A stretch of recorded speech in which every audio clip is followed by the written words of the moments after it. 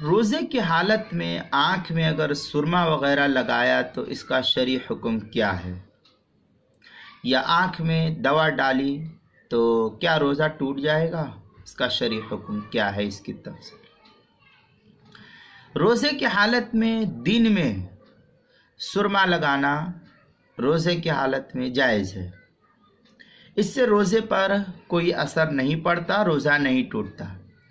یہاں تک کہ فقہا لکھتے ہیں کہ سرما لگانے کے بعد اگر تھوک یا ناک کی رطوبت میں سرمے کا اثر دکھائی دے، عموماً ایسا ہو جاتا ہے کہ سرما لگایا اور ناک کے راستے سے جو ہے منہ میں کچھ کالا پن دکھائی دیتا ہے سرمے کا، تو بھی اس سے روزہ فاسد یا مکروہ نہیں ہوتا ہے، یہ فقہا لکھتے ہیں۔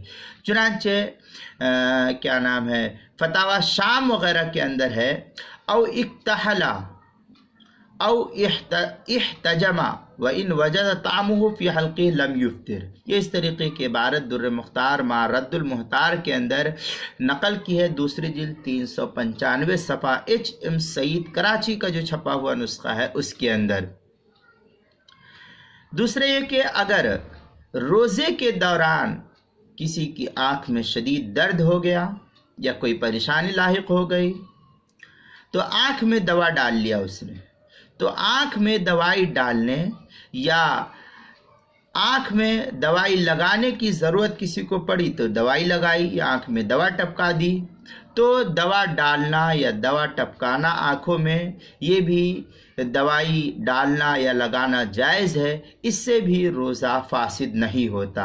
لہذا اگر کوئی شخص آنکھ میں دوا ٹپکایا یا گرایا یا لگایا تو بھی روزہ فاسد نہیں ہوگا۔